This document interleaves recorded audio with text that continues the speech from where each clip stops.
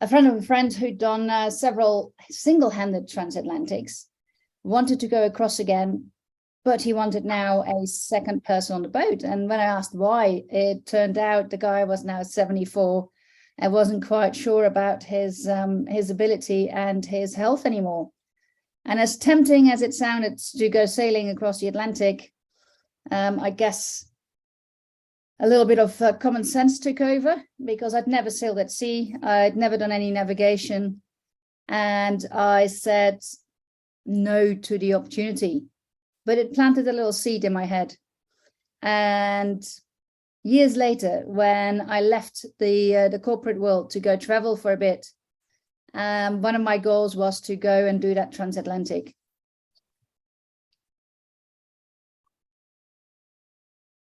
That transatlantic ended up happening in 2002.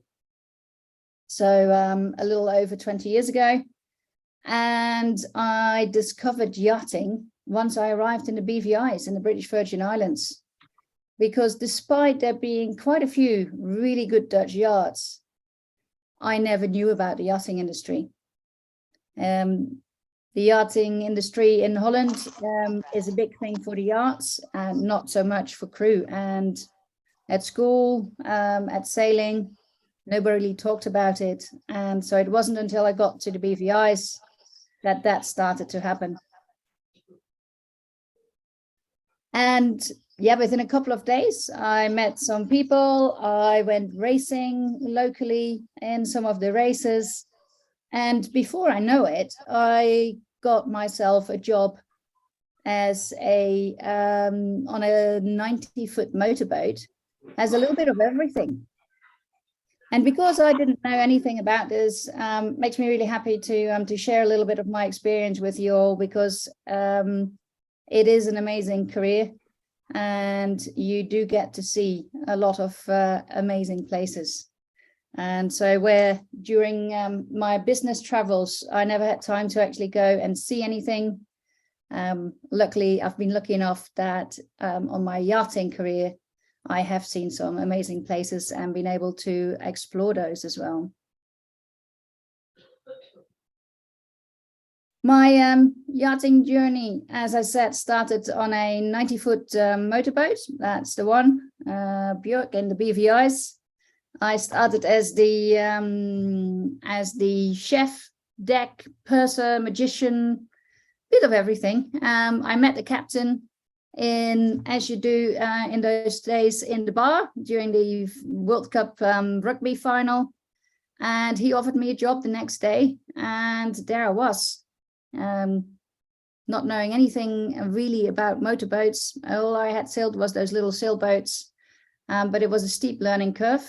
And once this job ended, because he wanted somebody for the whole season and I had different plans with my sister to do some more traveling, I did another relief job as a chief stewardess on a 36-meter sailing of a motorboat, this one right here, and discovered the beauty of cleaning with Q-tips, cleaning with vinegar, and having always a microfiber in your pocket. After that one, I did lots of freelance. I started out for a few months in St. Martin at the 12 meters. They are the ex-America's Cup boats from the 80s, and we would do day racing with clients on there. Not like proper racing, but it was for me a really good way to learn bigger boats and learn bigger loads and to know where people want to stick their fingers when they shouldn't. So I developed a little bit of eyes in the back of my head, knowing where to look and knowing where to prevent little accidents happening. Then more freelancing, racing. I ended up on a 56-foot boat as the boat captain. And after I did that, I realized I was sort of finding myself a new career. I'll come back to the actual career path in a little bit, but this little boat on here on the right, on a port tack crossing in front of all the other ones, that's us on a Swan 51 called Star Chaser. And we made the port start and made it across the whole fleet and won that race. Then on here, on the left here, there's that's me on a boat in St. Bart's racing in the Caribbean. On a transatlantic on the same Swan, catching a bit marling. On the spinnaker on the same boat. On a 56-meter sailing yacht on the St. Bart's bucket, also on the spinnaker, and I was trimming the spinnaker. I don't know if you guys have any spinnaker experience on or have sailed with bigger boats or with yachts, small yachts. But this was something else. I was always used to call my own trim and have my own sheet. But a 56-meter sailing yacht, you should imagine that I'm at the shrouds and I'm calling the trim with my fingers. And I have two guys in the back who are actually pulling in the sheet and winding the sheet in hydraulically.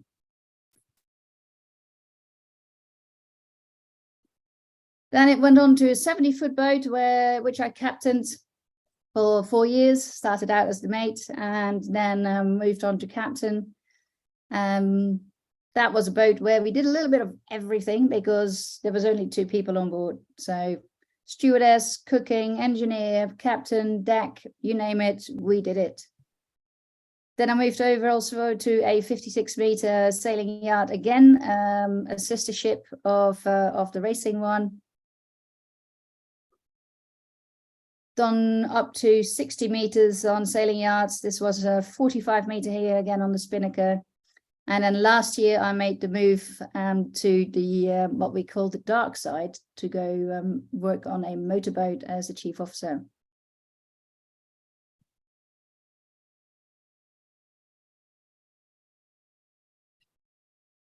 So that's a little bit about the actual journey. How did I get there? I ended up, after doing the boat captain on the 56-footer, I realized I was sort of finding myself into a new career and did my yacht master in the 𝗵𝗶𝗀, sorry, not in the 𝗵𝗶𝗀, in Plymouth in 2005. Followed the next year in 𝗵𝗶𝗀 with my yacht master Ocean, and for years just skippered and captained smaller boats up till about 70 foot. And as I quite liked it and wanted to go a little bit further across and to different flag boats, I converted to an MCA ticket, so an MCA 200-ton ticket in 2011. You might imagine that's quite the undertaking, because normally in the follow-up to do master tickets with the MCA, the Coast Guard agency, you do all your officer of the watch modules. And now I had to know all that, but without doing the modules. So it was quite a bit of a thing. Managed to do it, passed it, and then I actually thought that was it for me. I never thought I wanted to run anything bigger than a 200-ton yachts. That gives you up to, well, that can be about 40-45 meters sailing yacht. I thought it was more than big enough, and I wanted to do sailing yachts all the way. So this was it. There's no need for further tickets or so, I thought. Ultimately, I did. I ended up in 2016 doing my officer of the watch, several modules. Then my chief mate the same year. 2020, I did more modules because there's a lot of studying involved to do my Master 500. And then last December, I passed my Master 3000. So I can now captain the 56-meter, where I'm currently the chief officer. So what sort of sides do you have to the yachting industry? First of all, for me, it's mostly been deck. And so swim platform, games, inflatables, floating platforms, floating slides, going up the mast. And this was the back of the 56 meter when we're on the way.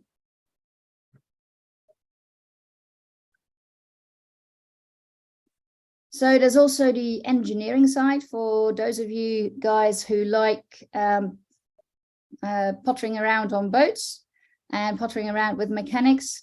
You get some pretty extensive engine rooms on this. And it's a really good option as well if you don't want to do deck and are mechanically minded.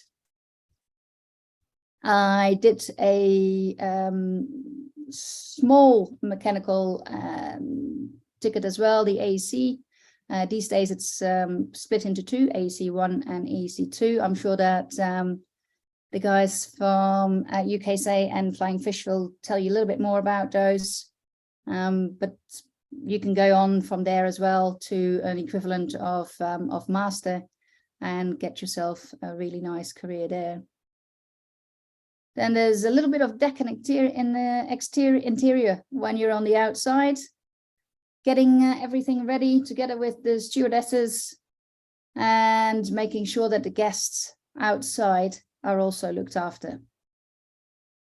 And then, of course, one of the most important things, at least for the chefs, but also for the crew, is the galley and the chef. Some boats have an extensive galley, some boats have a smaller galley, but it's still an amazing side of the industry, and there are some amazing chefs pulling off things at a 30-degree angle that some chefs in restaurants won't be able to do when they're stable. There's different parts to the job, and I'm focusing here on the deck side because that's mostly what I've done. I've done a little bit of the interior and the chefing bit and the engineering bit, but mostly I've done the deck side. So that's what I'll be focusing on a little bit. Of course, helming the boat, which is one of the most fun parts of the job. As I said before, rig maintenance. The last boat I was on, the rig was 52 meters. The boat before that, the rig was 58 meters. And I'd go up at least once a month to do a rig check and make sure that all the parts are still as they should be. There's also little mechanics and electrical sides to it. Firefighting. As soon as you get on the slightly bigger boats, there's you have firefighting equipment on board, you have a fire pump, and also breathing apparatus so that you could go and rescue crew if they were trapped. And then there's, of course, splicing, all sorts of deck works, all sorts of things that you get to do yourself. And one of my favorite was also always splicing. And then, of course, one of the major parts of being on deck is doing the washdown. Weekly washdown, and we wash everything. It's you can see with a little chamois with a blade, all the boat gets washed, then chamoised, dried, and when you're on guest mode and you're going from anchorage to anchorage and the weather is not great, you'll end up washing the boat surreptitiously because you don't want the guests to see, but making sure that the salt is washed off straight away. In the slower times when you're not having guests on, you'd still wash the boat down about every week.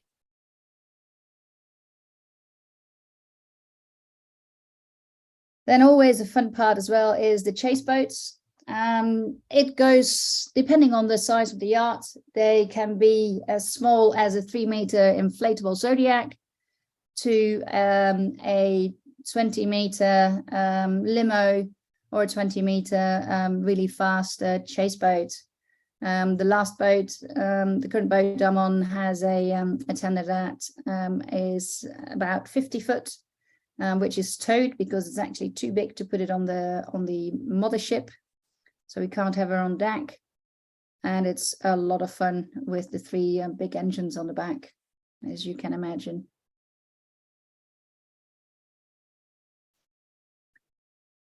As we said before, there's the chef side of things.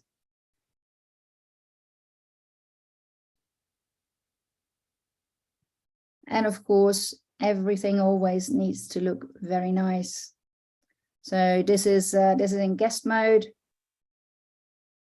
Evening table. Most of the time we're in nice places. We're in warm places. So dinner, lunch, breakfast will all be outside on the deck. And it's a little balance between interior, chef, and also exterior to make sure that and deck that everything goes off without a hitch, because ultimately in yachting, as much fun as the whole sailing bit is, we are in hospitality. It's all about the guests. The whole team, the whole crew is there on the boat to make sure that the guests have an amazing time on board and that their every wish is taken care of. And it goes from having food at weird times of the day to going on a jet ski, to going sailing, to going snorkeling. Lots of activities that you can do with the guests. Sometimes you, as a deck, you will be accompanying them. I've had it where guests took me diving because they wanted somebody local with them. And sometimes you just drop them off at an activity with a local dive master or with a local company to do some shore excursions as well. Even if you don't get to go shore, we still get to go to some amazing spots. Mid-Atlantic, still one of my favorite spots. This one was up in the Arctic, in Iceland, also an amazing spot. And this right here is the 𝗂𝗲𝗃 crossing on a 70-foot boat with my crew.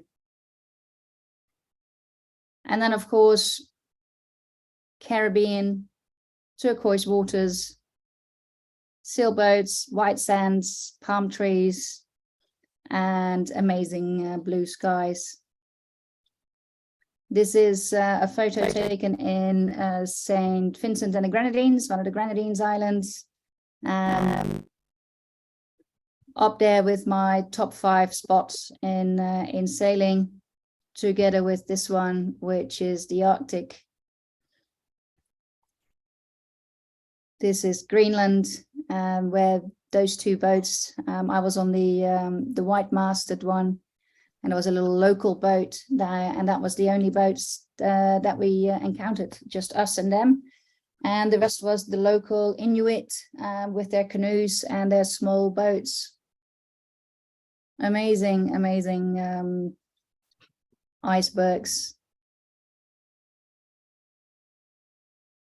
It's a little bit different navigating over there. Takes a little bit of getting used to. Once you get the hang of it, it becomes easier. But we would sit on one of the, we would have one crew on the higher spreaders to be able to read the ice and to see if we could go any further or not. So that's quite adventurous in itself.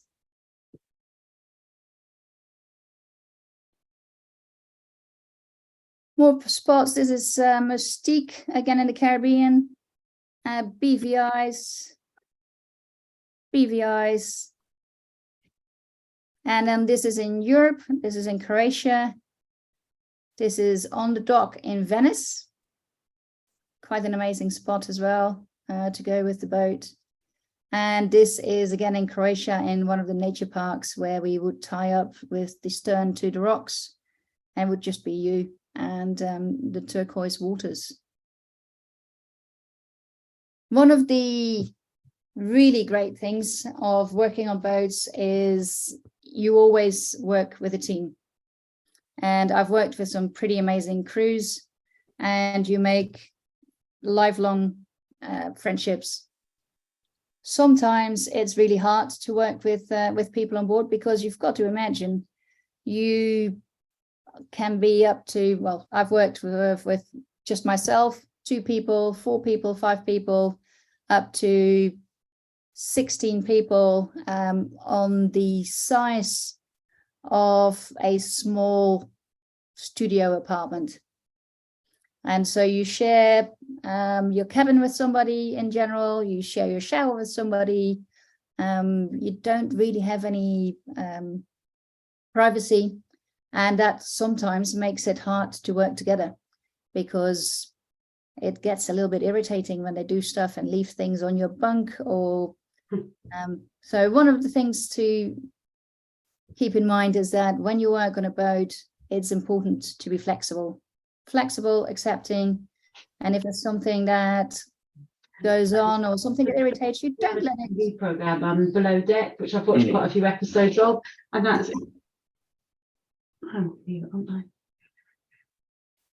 yeah, there's let me tell you one thing, yeah, it's just like below deck is not how it goes. For me, it's luckily enough not how it goes.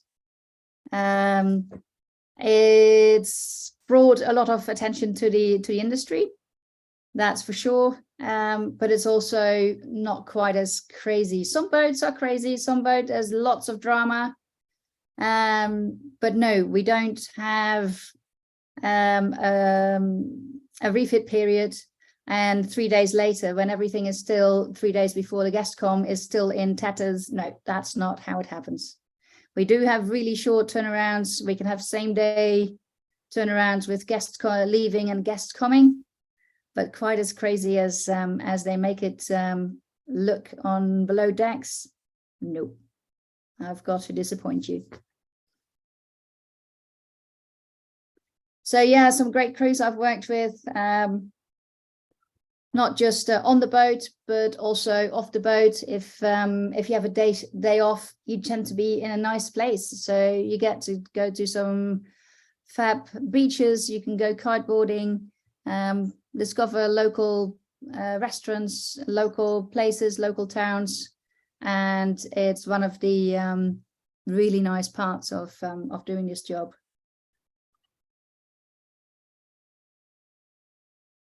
Also makes for some great memories, because you always end up doing some funny stuff, especially on the longer transatlantics.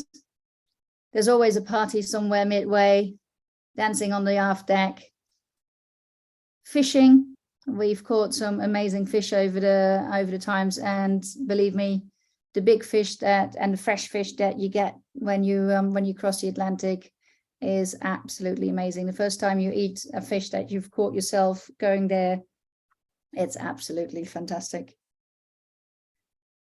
Little memories as well. One of the things we do when we cross the Atlantic is make a little painting. It can be in the Azores, can be in the Canaries. This one was in the Canaries on our way to the Caribbean, and then generally on the way back there's a stop in the Azores, and you make another one. Gifts for good luck. Other great places. This is Antigua, and it is Shirley Heights. When you guys make it someday on a yacht to Antigua, make sure to go there. Absolutely amazing steel bands and fabulous views from up there down to the marina. And all this, what you see here is yachts. It's all super yachts down there, all those lights. Great memories as well with what we have on wildlife, nature. The number of times we've seen dolphins, whales, as close as this to the boat. Regularly, of course, there's rainbows. There's actually, you can just about see it on the photo there. There's a second rainbow there, and something that I never tire of is sunsets. Absolutely great sunsets. As you can see, I wasn't the only one taking pictures. So yeah.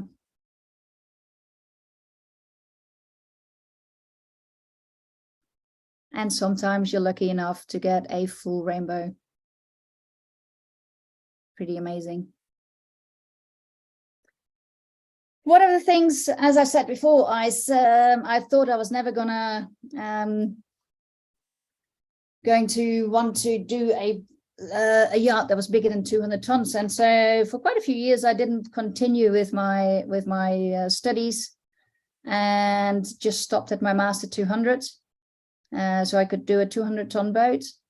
And at some point I realized that there were boats out there that were bigger than 200 tons that I could see myself running and that I would like to run. So in 2016 is when I started with my Officer of the Watch training. And so don't forget, dare to dream big. Don't be afraid. Big boats can be fun, and when you do this, it can be a really, really inspiring career. It's a great way to travel the world, but it's also a great way to work in teams. And when you get a little bit higher up the ladder, I love working with teams, do team building, form the team, and with the whole crew together, make sure that the guests on board have an absolutely amazing time. And that is something that, that makes my day, being able to get the best out of my team while giving the guests an amazing experience that they will not forget, and keeping everybody safe, including the boat.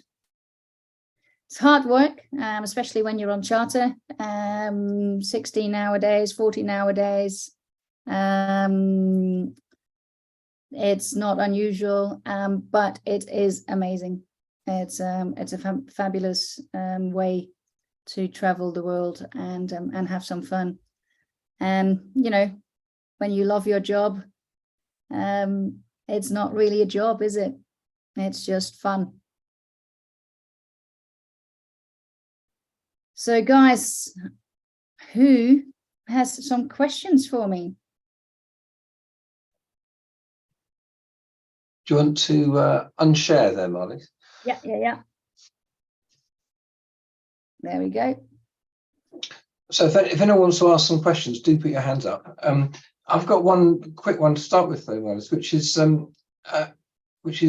I met you through a lady called Jenny Matthews, who runs 𝗟𝗂𝗕𝗲𝗀𝗆, which is a group set up to promote, initially, I think, to promote women in yachting and sailing, and then to promote diversity in general. So I just wondered if you'd like to just say quickly what it's been like as a woman in this career, and what sort of, whether it's been made any difference, what sort of obstacles it might have raised, and what encouragement you'd offer to other women considering following this kind of profession. It's in the beginning, it's never been weird. I have been very lucky that I've always worked with captains when I started, who didn't think anything weird of having a woman on deck. That first captain on that 90-footer, he approached me, and even though the initial bit was being a chef,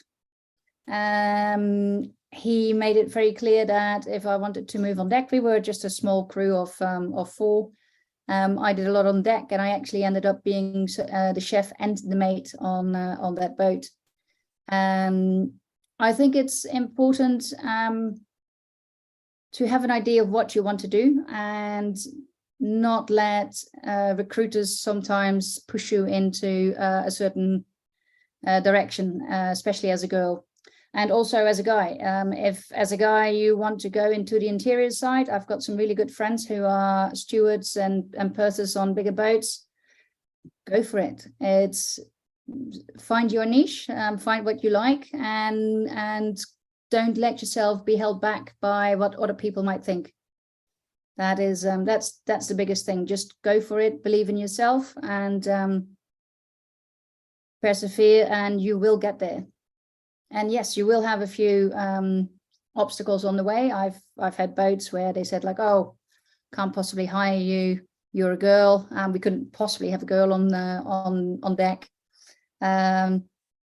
It's not a boat you'd want to be on anyway. So there's plenty of boats out there that do, and I found it an extremely rewarding career so far. And despite sometimes having people be a bit more difficult, sometimes even in marinas, if you show them that you know what you can do and that you know what you're doing, then they'll quickly come around generally. Great, thanks. That sounds really positive. Now, we have if there's anyone wants to put their hand up and ask a question now, do feel free. There'll be a slot at the end as well. Is there anyone? I'll give you 5 seconds to put your hands up, and if not, we're going to move on to Luke and then on to Will. Any hands? No. Okay, so Luke, many thanks, Marlies. If you're okay to hang on to the end and just see what Yeah, then, no problem. and I'm going to hand over to Luke for now. And Luke, the floor is yours. Thank you very much. Let me see if I can share my screen with everybody.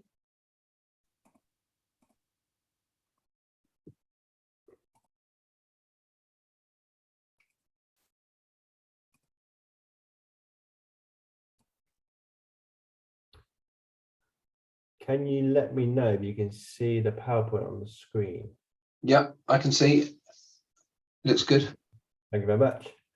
So if you've got a mobile device in your hand for me, what I'd love for you to do is scan this QR code and join in with some of the PowerPoint we're about to go through.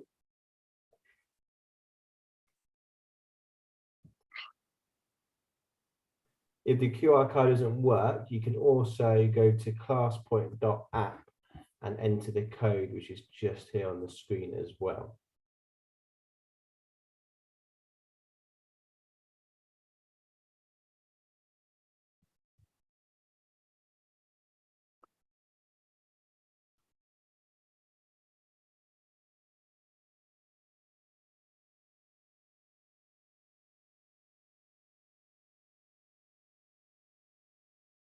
Just give it a couple of more seconds to allow people to join in.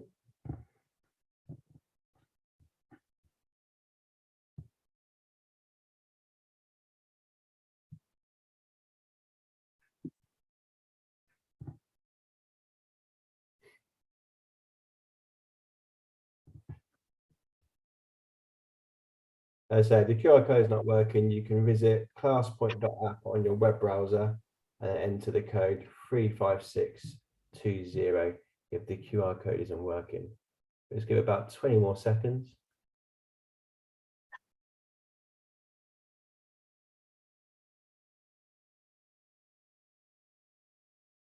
I think we've got most people there.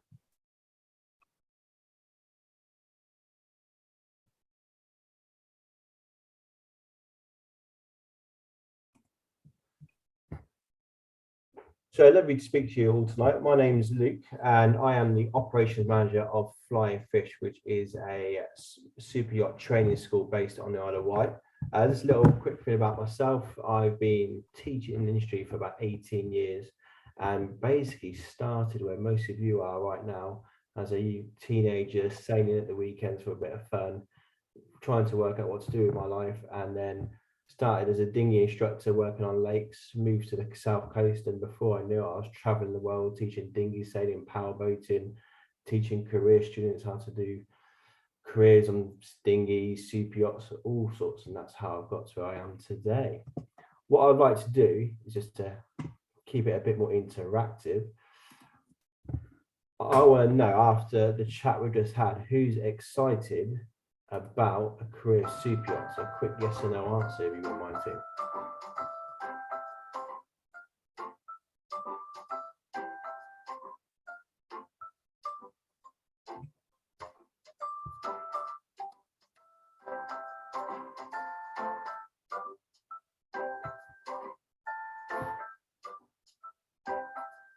We've got 10 people still really excited, which means 5 of you on the fence a little bit. But let's see if I can change your mind a little bit. But it's not for everybody, it has to be said.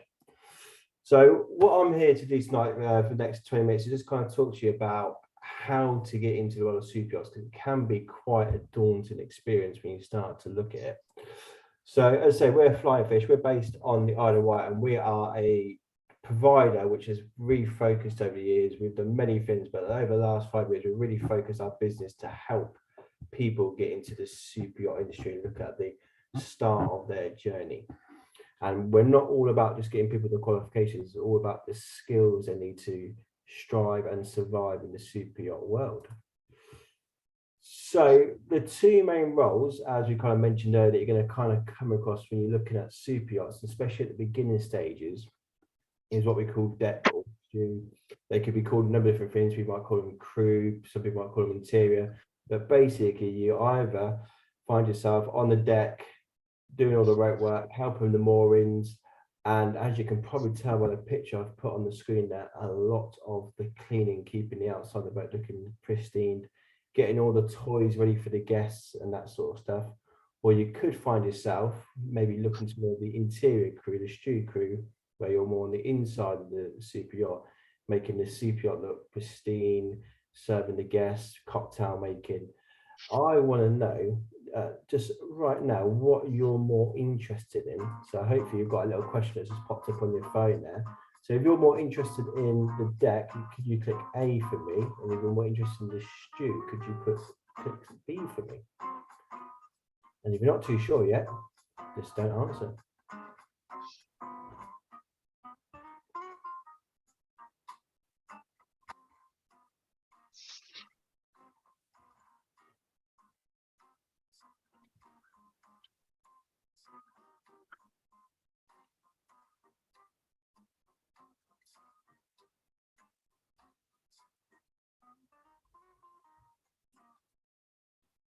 So looking at the answers there, most people with us start looking towards the deck stuff, but we do have a couple looking for the interior stuff as well, which is fantastic to have a bit of diversity.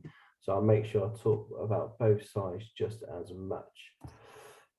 So before you actually think about deck or stew, what you need to do is make sure you've got the minimum qualifications to work at sea. And you may have heard of something called an STCW, which is basically what the MCA, the Maritime Coast Guard Agency, have put in place to make sure there's a minimum standard of anybody who goes to sea, whether it's super yachts, whether it's container ships, whether it's cruise ships, that they've all done a minimum courses to make sure they're safe at sea. And that consists of fire prevention and firefighting. So there's actually an element where you learn about fire prevention, so you're safe on board, and actually you then go and do practical exercises and fight fires. So if a fire is to break out on board your boat, you know how to deal with it. You learn about personal safety and social responsibilities, so a bit of what you can and can't do at sea, so you've got a bit more knowledge of your rights when you get on board. Proficiency and security awareness, which is what is your minimum security duties that you'll need to fulfill, because you as part of the crew will also be responsible for the security of the boat. Personal survival techniques, so what to do if it doesn't go to plan and how you can control that situation and make sure you stay safe.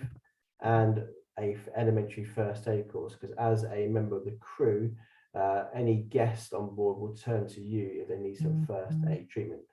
And as I say, that's the minimum qualifications you need to work at sea. So in theory, you could do an SCCW, which takes about a week at most training centres, and that is basically all you actually need to get on a super yacht.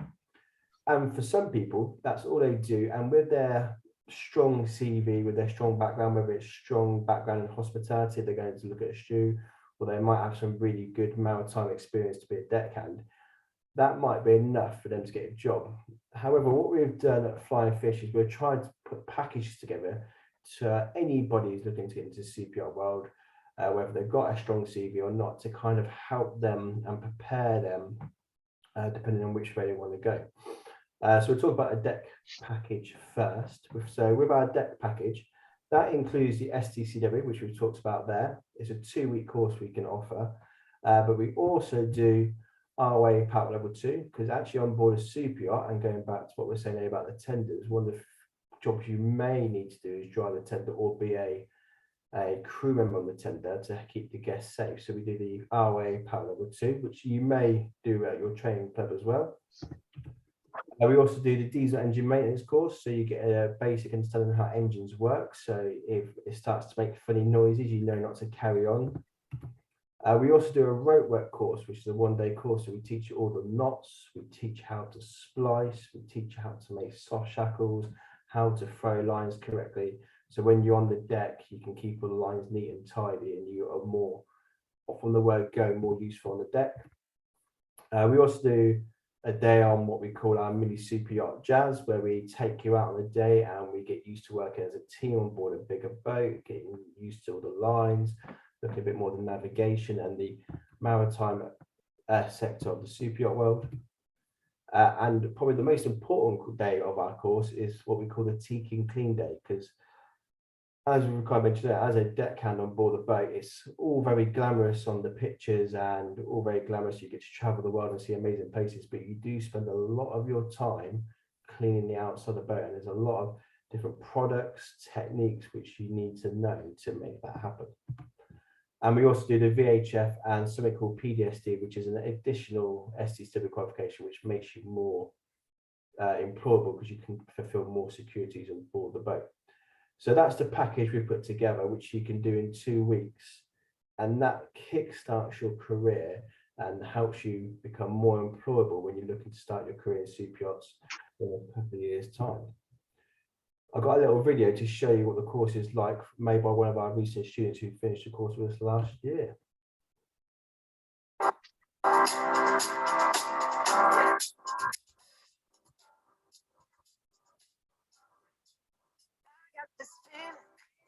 Inside my bones, it goes electric, baby, when I turn it on. Off from my city, off from my home. We're flying up, no ceiling when we in our zone. I got that sunshine in my pocket, got that good soul in my feet. I feel that hot blood in my body when it drops. Can't take my eyes off of it. So phenomenally, come on, like the way we rock it, so don't stop.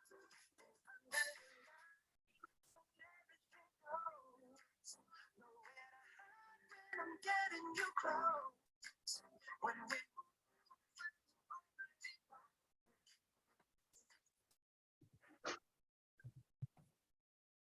So that's our deck package. So for those who are looking to become a deck cannibal super yacht in the future, that's how Flying Fish could help you on your journey. We also do a stew package, which I know some of you are also interested as well. So I've got another video to show you what our stew package is like as well.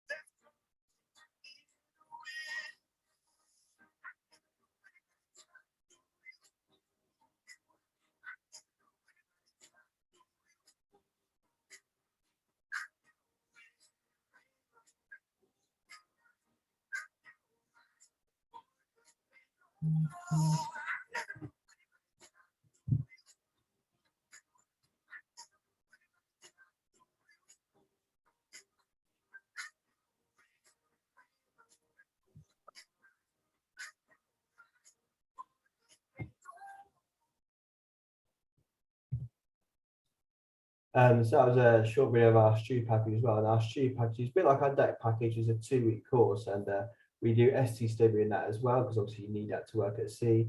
And we do the VHF course, which is the radio course, and the power level 2, so you get more experience on the water. But we also do a lot of the stuff that the students do, like wine appreciation, food hygiene, cleaning, coffee making, napkin folding, and of course a bit of cocktails, which everybody seems to enjoy quite a lot as well. So those are some of the packages which Flying Fish can help you kickstart your career if you're looking to get into the super yacht industry. We also do more than just give you the skills and the qualification. We help you with your CV, because actually it is getting quite competitive. There's a lot of super yachts out there looking for people all the time, but your CV is kind of how you get yourself noticed in the industry these days. So we do a lot of workshops while you're with us. We give you templates and online support, and we also give you one-to-one chats with our CV mentors while you're with us as part of your course, to help make sure your CV is right for you with your experience and what you want to be. As mentioned earlier, there's a lot of places you can go in the super yacht world, so we want to make sure you take you where the direction you want to go. We also offer industry guidance, so we give you lots of tips of how to survive in the industry and little things to look out for. And we also do a lot of work on the soft skills as well. So we hold all our students accountable for key areas which super yacht captains look for in terms of timekeeping, being prepared, positive attitude, which we do as part of the course as well. And after the course is finished, we also hold events in 𝗏𝗏𝗏𝗏, which is the south of France, where a lot of the super yachts are based, where we have a morning out there where you can come and join in once you've traveled out there, and we can give you some more support in our careers events in 𝗏𝗏𝗏𝗏s as well. We also offer finance for those who need it. We have accommodation in 𝗟𝗲𝗏𝗏, so all our packages can have accommodation included, which makes the 2 weeks experience even better, because you end up living with people that are doing the same course as you, and it's all shared houses within 𝗟𝗏𝗏𝗏s, maximum 10-minute walk away from where we are. And all our career advisors in the office are happy to pick up the phone or ask any questions you have on live chat before, during, and after the course as well. Key thing to think about though, a lot of people do forget about this, is you do need a medical to work at sea. So, well, obviously some of you still a bit young, but before you actually commit to a career at sea, you do want to make sure you can pass a medical, and the key one is probably an ENG1. Because if you fail the medical after you've done all the courses, then you may struggle to get a job. So that's how Flying Fish can help you if you choose to do a career later on, and hopefully a bit of guidance how to get into industry as well. But obviously some of you are still a couple of years away from that. You're racing in toppers, which is a great place to be, trust me. I want to get your thoughts of what you can be doing over the next couple of years to maybe help you progress and help building up those soft skills and that strong CV. So hopefully you've got an opportunity to put some things on the board here now, where I want you to have a little think about what you could be doing in the next couple of years to build up your skills to help you get a career in super yachts. Feel free to chuck anything up there and we can have a little discussion about it.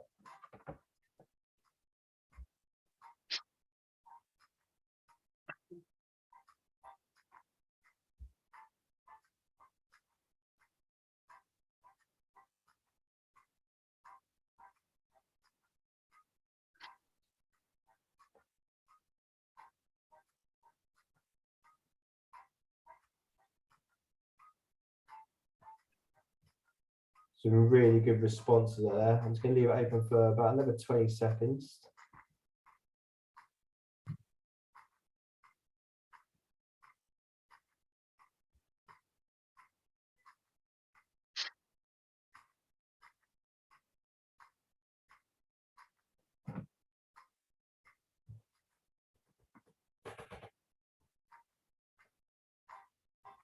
Going to give you about 10 more seconds to get your final thoughts in.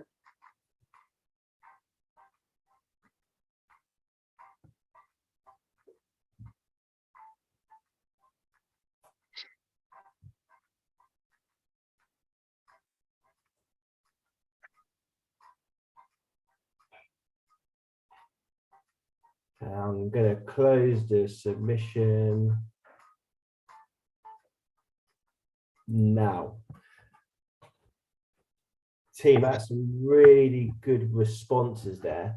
And I'm going to try and cover as many as we can, but it sounds like we're speaking to some really mature young people looking to progress in the industry later on. A lot of you put experience on the water, so anything you do now and water-based, whether it's racing toppers, whether it's a power level 2 course, whether it's a yacht master, will definitely be strong in your CVs. I can see someone's put sea cadets up there. I was from the sea cadets when I was a young lad, and that's how I got into the industry, and really helped me develop as a person, especially when I was a young person. I can see people put things like bartending. For those who are looking to do the stew or the interior part of the super yacht world, having a hospitality background, whether that's helping in a bar, helping in a restaurant, helping at a shop, would look good on your CV. When you start to look at super yacht work, definitely. Somebody's put being an instructor.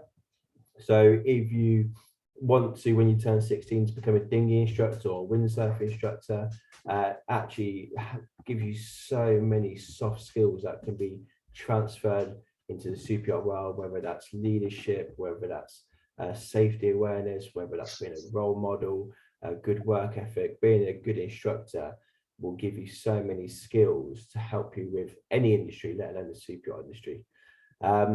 Passion for what you're doing, 100% agree with that as well. Working at beach clubs until you become a bit older, 100% agree with that also.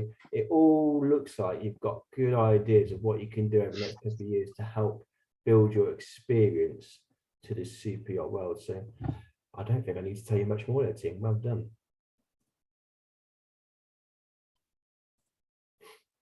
Those are the three I've just chucked up there, but I think we've talked about that already. So good work, team. So now I'll just give you a little insight of how Flying Fish can help you and ways to get into the industry.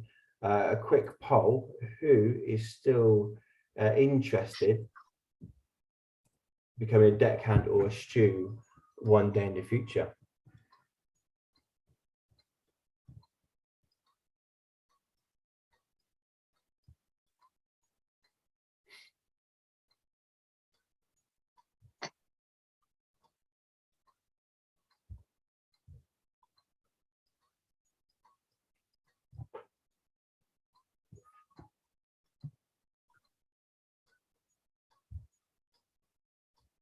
Just going to give you 10 more seconds.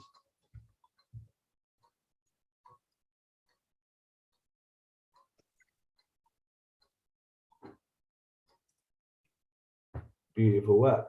So quite a few are still really excited. Some of you are unsure, and actually that's not a bad thing either, because it is a unique industry, the super world. It looks very glamorous from the outside. It's all the pictures of the sun and the travel, and obviously the pay is not bad. Let's not dispute that, but it is hard work and it is long hours, so it is something to consider as well. So for those who are still interested, I've got a little QR code on the screen here, and this gives you access to our super yacht guide, which you can get from our website as well. So that will then basically give you a lot of information of what it's like to work on a super yacht and how to help you there. So feel free to scan that QR code, and that will give you access to our ultimate guide of working on a super yacht. While people are scanning the QR code as well, I'm just going to put up a little word cloud and leave that going for about a minute. So if you've got any questions, whether that's relating to the super yacht world, or if there's anybody, because I am a dinghy trainer or a power trainer as well, wanting to ask questions about getting into dinghy instructor and that sort of stuff as well, feel free just to chuck some questions on the word cloud as well.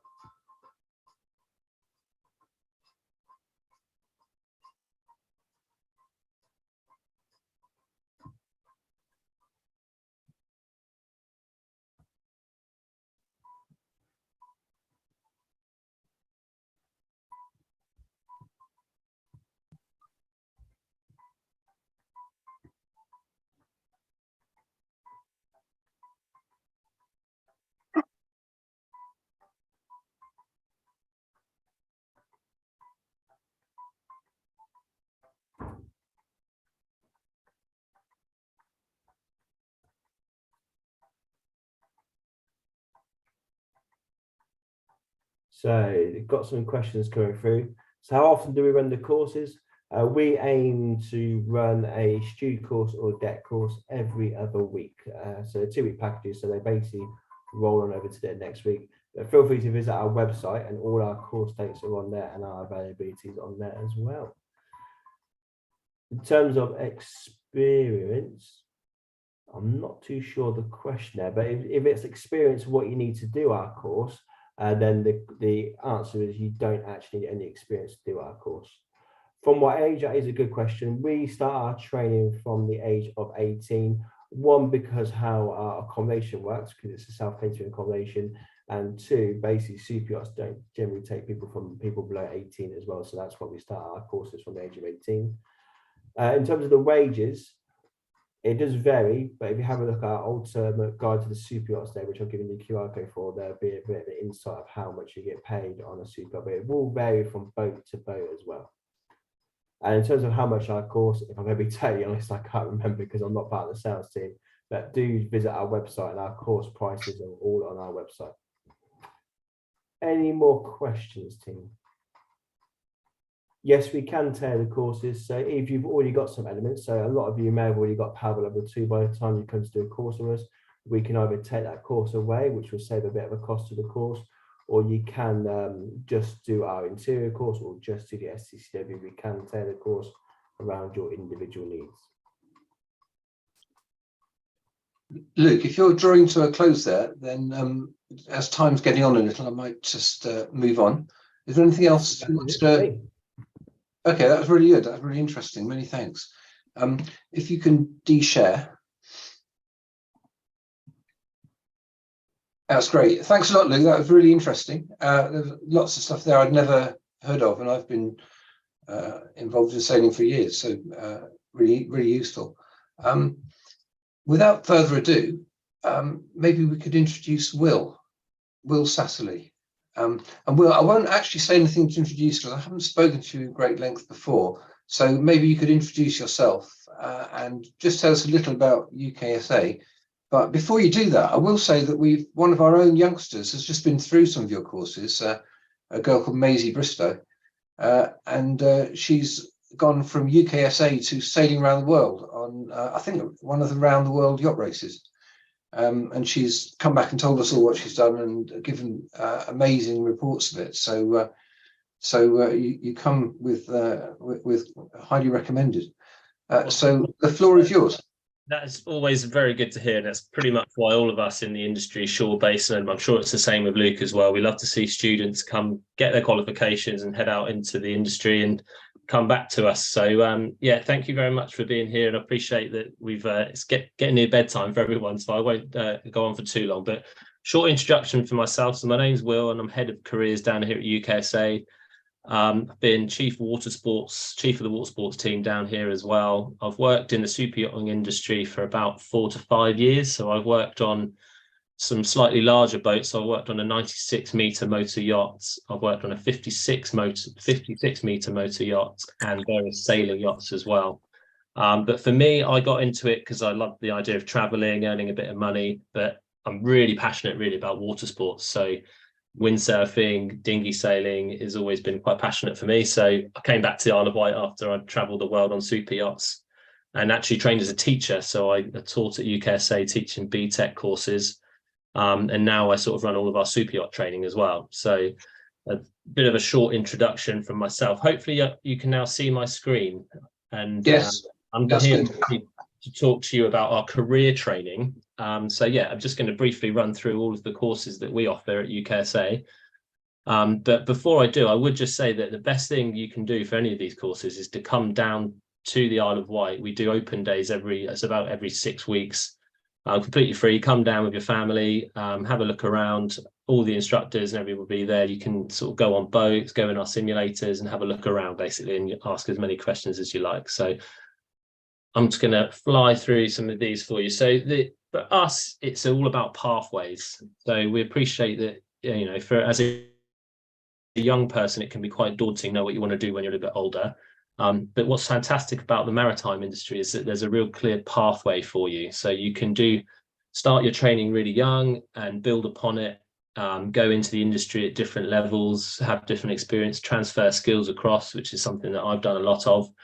So you can come to UKSA and be part of our Sea Change Foundation, which is for 14 to 17-year-olds, where you can come down to the Isle of Wight and stay fully residential on our campus, which is, you know, purpose-built for these courses. You know, all your food's included, and you go out on the water in various different crafts. You experience, I mean, I appreciate a lot of you guys are passionate about sailing already, so you get to do it in a different environment, but you'll also get to speak to people who are working in the maritime industry, not just super yachting, but it might be in flotillas, it could be water sports instructing around the world,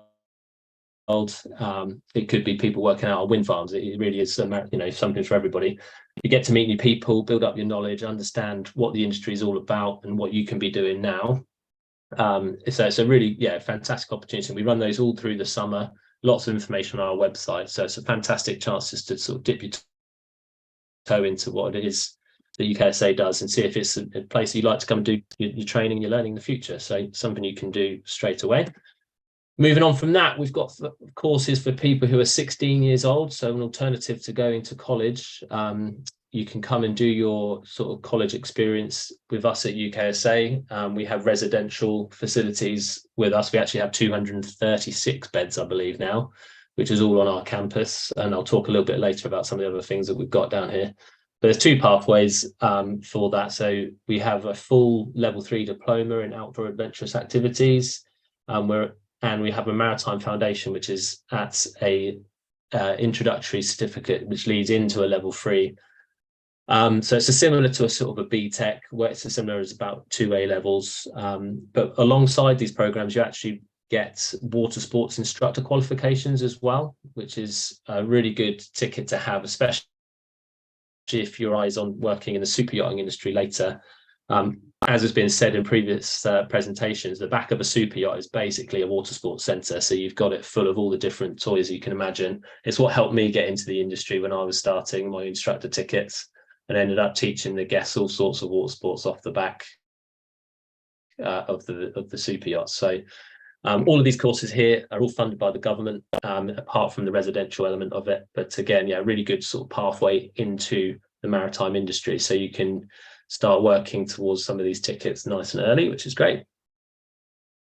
And then, as Luke rightly points out, working on super yachts isn't for anybody who's under 18. You'll need that. You need to be 18 before you can go work overseas. But once you have turned 18, a pathway on from these courses are our yachting career training courses. And in a similar sort of pathway, we've split our training into deck courses and interior courses.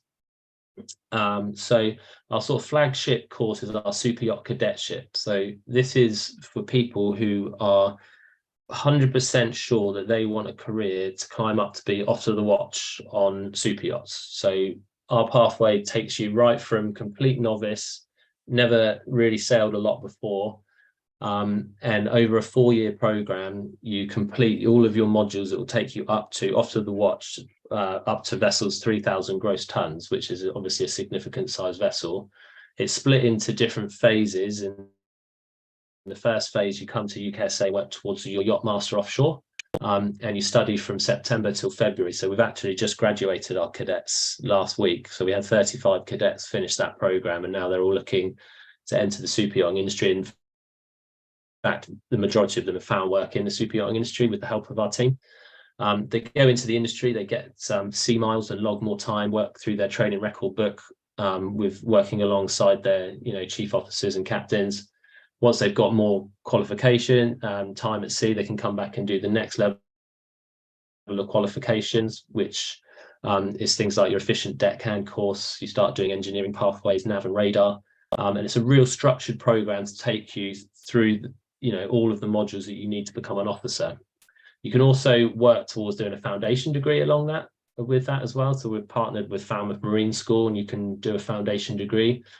So yeah, it's a fantastic program, because you get sort of the support all the way through right to the top. And my idea is, and I do this quite a lot, is to see our graduates go into the super yachting industry and climb up the ranks, become chief officers and captains themselves, and they actually come back and talk to all of our cadets about their experiences and what they're looking for, how the industry is changing, and actually recruit our cadets from being at UKSA. And UKSA is great because you've got so many people doing the training. We've got captains and officers on site at the moment doing various modules, and they come and talk to our students all the time. So it's a good place, a good learning environment for that.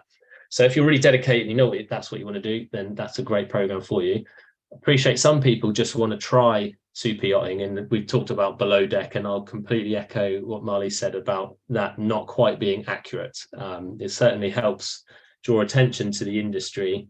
But we actually have a guy called Conrad, who was the star of the first below deck program, who comes in. He doesn't work in the industry anymore, quite not surprisingly, but he comes and tells actually people what it's really like, and we dispel a lot of the myths about it, and it's a real professional industry that demands a lot from crew. So if people are just intrigued, they don't particularly want to dedicate 4 years to a course, they can come and do a 3-week program where, again, yeah, similar to what Luke was saying with the flying fish courses, doing your STCW qualifications, you do a week of deck work, your power boating, your tender operator license, your personal watercraft license. It's jam-packed. You get it all, you know, fully residential on our site, and yeah, it gives you the minimum requirements to go and work at sea. And then on the interior side of things, we've got a similar program, a 3-week course, and you're just taking out the deck work and then doing a hospitality course, which is run by a local company who run and have worked on super yachts themselves. So again, really great experience and lots of different opportunities for you. And another option for you on the bottom there, you've got your professional yacht master offshore, which you can come and work towards, because a lot of the big super yachts now are really demanding that you have a yacht master ticket to gain entry. Because there is so many people wanting to enter, if you've got a yacht master ticket, then it's fantastic, puts you above a lot of other people. But again, it takes a lot longer and it's a bit more of a commitment to complete that.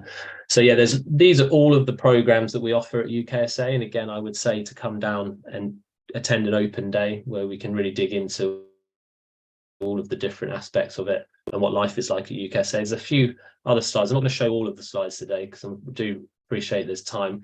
We have a pathway for people doing water sports career training. So if you're interested in becoming an instructor, we've got all different pathways for you to do that, which again will give you a good stepping stone into the super yachting industry later on. You get a lot of instructors wanting to transfer those skills into the sector, as I did. And we also have a lot of apprenticeship opportunities as well. So people who perhaps have thought, I might not want to work on a super yacht, and there's various reasons why you might not want to. But working at sea is really rewarding. So we do some apprenticeships with workboat crews, so people working offshore on wind turbine support vessels, and also just working in port. So in Cowes, we've got Red Funnel, etc. So there's loads of different pathways for people, young people, to get into this amazing industry. UKSA, based in Cowes on the Isle of Wight, really famous place to come sailing, obviously, out in the Solent, but it really tests you, all sorts of different harbours and challenges with traffic, etc., and the tidal movements that we have down here. But it's great because we've got lots of places we can go and hide if the weather's too bad as well, being on an island, which is fantastic. Got a real wide fleet of vessels that we train on. So we've got our FAR 65, which is an offshore racing yacht, which is quite unique to us, so you can experience what it's like going offshore in a racing yacht with 10 other people on board. We've got brand new Jeanneau 449s, which are dedicated training vessels. We've got a fleet of keel boats and various dinghies and everything in between, and you know, all the smaller toys as well, so the windsurfing equipment, paddle boarding, all the things that you're going to find when you actually work on a super yacht is all on one site here at UKSA. So one of my favourite parts of the job really is buying all the new toys and all the new equipment, as it was when I worked on the super yacht. Actually, I was responsible for buying some of the water sports equipment, so that was always a good time for me. Actually, on site at UKSA, we've got a vast amount of equipment, and you know, you can see some of the things here that we've got. We've got dedicated radio rooms, sea survival rooms, engineering workshops. We've got our bridge simulators that people love to go on. A lot of our young students go in there as well. So you can see what it's actually like to helm a super yacht in lots of different environments. And dedicated training centre that's got a super yacht galley in it. guest cabins and deck officer training facilities as well.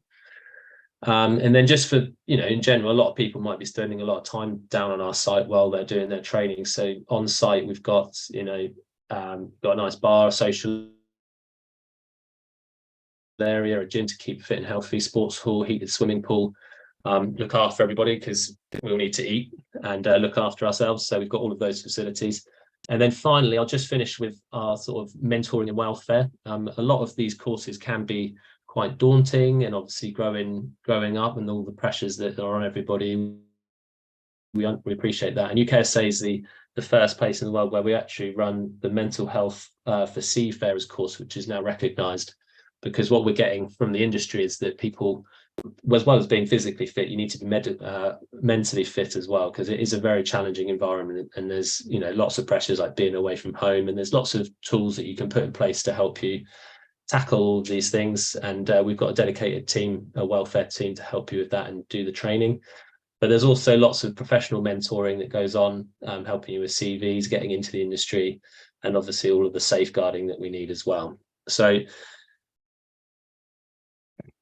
finally, we've got, as I said, a full industry guidance team that I help run as well, and that's run by people who've worked in the industry. We actually work quite closely. We were looking at the other day, we've got 127 super yachts who contacted us last year asking for crew, who didn't really want to go through recruitment agencies, so they came direct to us, and we were able to place people into the industry, which is fantastic. And like I said at the start, what makes my job really fun is when people come back and do further training with us and tell us where they've been, who they've met, and how they're progressing. So I'm very happy at this point to take any questions from everybody if they have, or if not, I would point directly to our website and certainly to our open days, because that's the best thing is to come down and meet people face to face and have a look, and we run those quite regularly.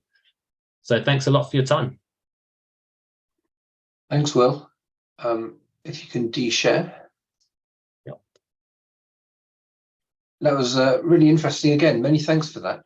I've got one question, and then anyone who wants to ask a question, please do put your hands up, and we'll come to you next. No worries if you don't want to ask questions. I know time's getting on a bit. But Will, what about people who want to do gap years, or maybe a couple of years, and then maybe do something else? Firstly, is that feasible? And secondly, what would they gain from it? What might people expect to take away from a couple of years in the industry, and then go on to something else? Yeah, I think then what we find a lot is that there's two camps. There's people who are really keen to climb up the ranks and make a huge career out of it, possibly become captains, which is fantastic. And I actually fall into the other bracket where I just wanted to go in, experience the industry, because I was a water sports instructor working at UKSA, and I saw the people doing the training, and I just thought, what an opportunity I've got to go and experience it. So I said to myself, I want to go and do a couple of years initially and earn enough money possibly to get a deposit for a house. But I ended up staying a little bit longer because I really enjoyed it, and I couldn't believe this amazing opportunity I had and the places that I was going. But I always said to myself, yeah, just a few years, and then come back out, because I've got hobbies. I like a 9 to 5. I like my hobby time, and in all honesty, you don't get a lot of that on super yachts, but you do have these incredible experiences that you can take away with you. So yeah, and then that's absolutely fine. The industry's built for that. I think it's just being really honest and open with your captains and your chief officers. If you can give them a dedicated amount of time, and everybody knows, and everyone's fine with that, it's not a problem. We recommend that people, when they start, they get their first position, they try to stick with it for the minimum time that the captain's asking for. So normally it's 6 to 12 months, because that's what helps a good crew sort of to bond and to get to know each other and give that high level of service as expected. Marlies, have you seen many people coming and going off to successful careers elsewhere? You're on mute, by the way. Yeah, absolutely. Some people, just because they arrive and they find out that it's actually not for them, because as Will said, it is a different environment. You're away from home. You can't always be at events back home. And so some people go like, oh, actually, this is not what I like. And some people do a few years and go on and transfer their skills that they've got on the yacht back onto shoreside jobs. I imagine there's lots of transferable skills. Yeah, absolutely. Ben. Yeah, thanks. Really a question for you, Marlies, and that is wondering about how, particularly for a girl starting out, the question of security, you know, joining a crew on a yacht. And we've spoken to other people who said really the best way to start is, or in the early years, is to be, if you're just joining as crew, is to really do it as referrals, or to already know somebody on the crew, or to, you know, because otherwise it can be a slightly scary proposition to be joining a crew as a girl in particular, where you might be going offshore, you know, into international waters or whatever, and there's a lot of concern there. What's your response to that? Yeah, I can understand that, and yeah, sadly, sometimes things do happen. So it's important when you go and do your interviews to not just answer their questions, but also have your questions, be it from a female side and about security. What sort of options are there? Are you sharing a cabin? Who are you sharing with? Some boats will only have you share with the same gender. Some boats, if both people are okay with it, share with the opposite gender. But most importantly is to also get some references about the boat and about the captain. It's not always easy, but there's a large community now out there, and we're all looking out for each other. And if people have questions, there are some groups on Facebook as well where questions can be asked. And yeah, as I said, do your own homework as well. I imagine a badly behaved boat will quickly get a reputation for it as well. Yeah, and I guess there's quite a lot shared now on social media about what the conditions are on boats and stuff like that. So I suppose you can do your research. Yeah. It's a small world. I mean, Yeah. there's a lot of boats, but it's still a very small world. Yeah. Thanks, Ben. Any other questions from anyone at all? Put your hands up now or forever lose the chance. But as Will and Luke have said, there's lots of opportunities to approach them direct and even go there and experience what it's like. I've been to the Isle of Wight, I've been to both, I've seen both, and they've all got amazing facilities, so it's well worth the trip if you're considering it. I can see a hand up. It's someone who just says iPhone. Was that you, Will? No. No, anyone else? Anyone else want to put some? If there's no other questions, then I'm just going to say a really big thank you to Will, Luke and Marlies for everything they've done and the time they've given.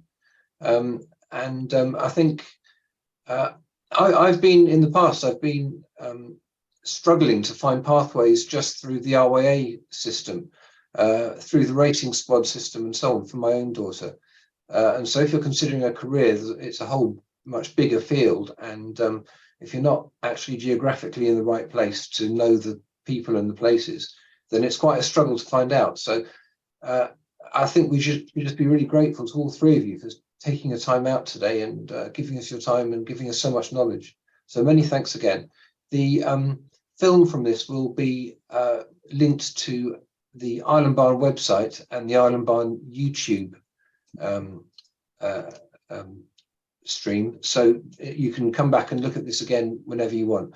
But in the meantime, Will and Luke and Marlies, many thanks. That was really interesting and a really helpful evening. Absolute pleasure, guys.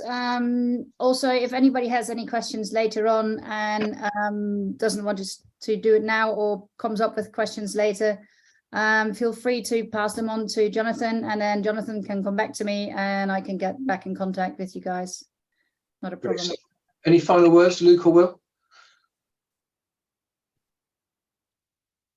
No, thanks again for your time, guys. Enjoy all the opportunities out there. That's what's great about this maritime industry. It's fantastic. Yeah, it's okay, well, and have a lovely evening. Yeah, many thanks again. I'm going to end the call now and have a good rest of the evening. Thanks again. Bye. Thanks, guys.